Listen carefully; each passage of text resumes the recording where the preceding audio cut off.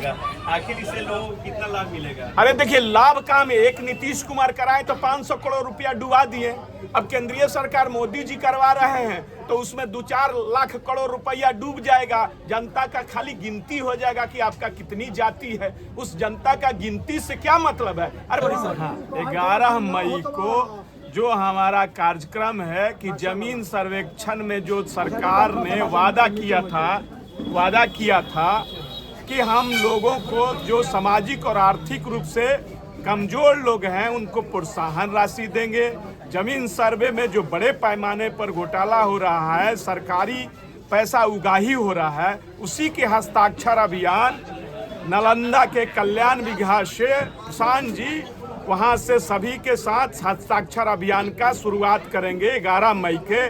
इसीलिए हम लोग उसका आंदोलन को, इस जो तीनों मुद्दे हैं, जमीन का सवाल, जमीन सर्वे और जातीय जनगणना पर जो हमारा आंदोलन है 3 महीने का, उसका शुरुआत हम 11 मई से नालंदा के नीतीश कुमार के गृह घर में कल्याण विघा से हम उस हस्ताक्षर अभियान का शुरुआत करेंगे। स्वयं प्रशांत किशोर जी उस हस्ताक्षर अभियान का नेतृत्व उस दिन खुद 11 मई को खुद मैंने अपने माध्यम से करेंगे और वो वहाँ उपस्थित रहेंगे। यही हमारा कार्यक्रम है। सरकार अगर नहीं सुनती है तो आप लोग का आगे का कार्यक्रम 11 जुलाई को हम 1 करोड़ हस्ताक्षर अभियान चलाकर 11 जुलाई को बिहार के राज्यपाल को ज्ञापन देंगे और 10 से 15 दिन का अल्टीमेटम देंगे। अगर राज्यपाल ने श्वेत पत्र नहीं जारी किया तो अगला शीतकालीन अधिवेशन में बिहार विधानसभा को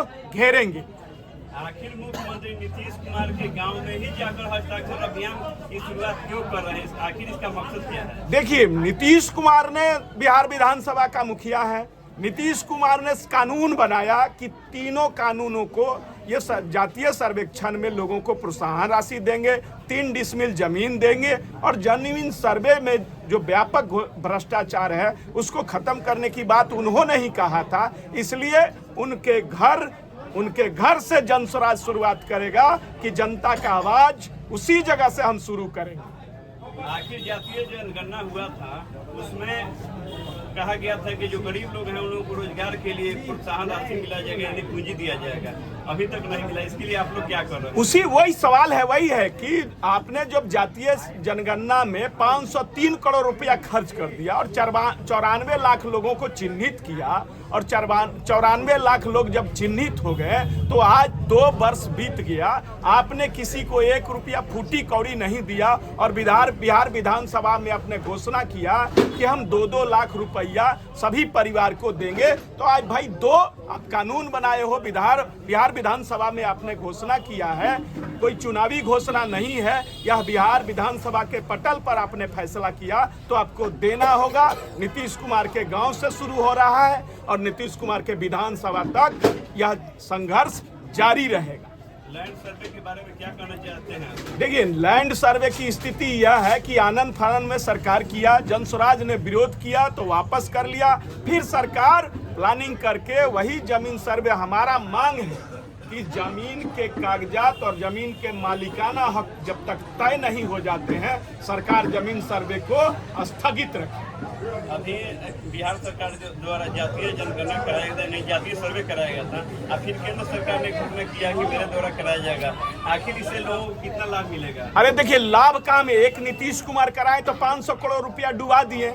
अब केंद्रीय सरकार मोदी जी करवा रहे हैं तो उसमें 2-4 लाख करोड़ रुपया डूब जाएगा। जनता का खाली गिनती हो जाएगा कि आपका कितनी जाति है। उस जनता का गिनती से क्या मतलब है? अरे भाई, रोजगार दो, स्कूल बढ़िया दो, अस्पताल बढ़िया दो, उसकी सिंचाई की व्यवस्था बढ़िया करो। जाति गिनने से कुछ होगा? आदमी गिनने से कुछ होगा? सब लोग जानता है कि किसकी जाति कितना है। वो आज़ादी के समय से और आज़ादी मिलने के बाद भी संख्या तो कोई इधर उधर नहीं हुआ है। जिसकी जितनी जनसंख्या थी आज भी वह मौजूद है। जनस्वराज जातीय जनगणना के पक्ष में है कि? देखिए, जातीय जनगणना का पक्ष और विरोध का बात नहीं है। आप जनता के जो समस्या है उसको आप करो। जाति गिनने से किसी का फायदा नहीं होगा। आप जाति गिन लो और आपको कहो कि आप घर में रहो, बाहर कमाने जाओ, सूरत जाओ, गुजरात जाओ, केरला जाओ, तमिलनाडु जाओ और हरियाणा जाओ, पंजाब जाओ, कलकत्ता जाओ, यही घूमते रहिए, आपका जाति गिन लिया जाएगा। इस जाति गिनने से क्या फायदा? अब जातीय जनगणना जब करा रहे हो तो जितना बड़ा पूंजी लगा रहे हो, उस पूंजी को अगर जनता के समस्या पर खर्च कर दोगे तो उससे बेहतर जनता का सुविधा मिल जाएगा। ये होना चाहिए। मतलब आप लोग पक्ष में नहीं? अरे पक्ष आप भी कर जाओ, आप गिनो, आप गिन लो कि अगर गिनने से तुमको संतुष्टि मिल जाता है। अब जनता से पूछो ना कि आपको रोजगार चाहिए, आपको स्कूल चाहिए, कि अस्पताल चाहिए, कि आपको सिंचाई का सुविधा चाहिए, कि आपको गिनती कर दिया जाए कि आप कई आदमी हैं। ये आप जनता से पूछो। सोनपुर विधानसभा में भाजपा और राजद से इस बार जनसुराज टक्कर दे पाएगी या फिर गोदी काट पाएगी? ये जनता का गठबंधन है जनसुराज। कोई गठबंधन जनसुराज के आगे टिकने वाला नहीं है। जनता के साथ गठबंधन हुआ है, कोई गठबंधन वोटबंधन नहीं रहेगा। सारे गठबंधन बिहार में धाराशाही हो जाएंगे।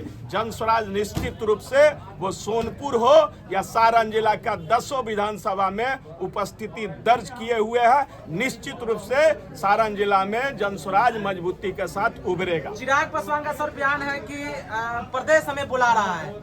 क्या चिराग पासवान क्या चाहते हैं बिहार से? कहीं ना कहीं खिचड़ी पक रही है क्या बिहार में? देखिए, चिराग जी एक दल के नेता हैं। अब वो बोलते हैं बिहार उनको पुकार रहा है, अब कहाँ रहेंगे?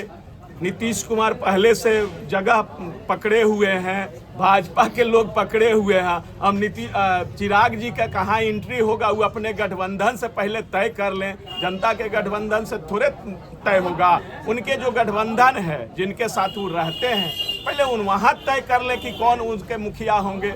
आज तक तो अभी तक नीतीश कुमार मुखिया है, तो उसमें नो वैकेंसियाँ नहीं है। वो चिराग पासवान के लिए और चाहे सम्राट चौधरी के लिए वैकेंसी वगैरह नहीं है। नीतीश कुमार का वैकेंसी बंद किए हुए है। नीतीश कुमार शायद मानसिक रूप से विक्षिप्त है। देखिए, ये उम्र का तकाजा। जब आदमी एक उम्र के पड़ाव पर पहुंच जाता है तो स्वाभाविक बात होता है। सरकार ने एक नियम बनाया है कि 60 साल 62 साल में आपको रिटायर कर देंगे। तो नीतीश कुमार को अब रिटायरमेंट ले लेना चाहिए। और वैसे भी इस बार जनता उनको रिटायरमेंट दे रही है। एकदम जनसुराज आ रहा है। नीतीश कुमार का रिटायरमेंट फाइनल है। 2025 में प्रशांत जी को आप लोग मुख्यमंत्री बना रहे हैं? निश्चित रूप से जनता बना रही है, हम थोड़े बना रहे हैं। जनता का गठबंधन है। जनसुराज जनता के साथ गठबंधन किया है। प्रशांत किशोर मुख्यमंत्री निश्चित रूप से बनेंगे।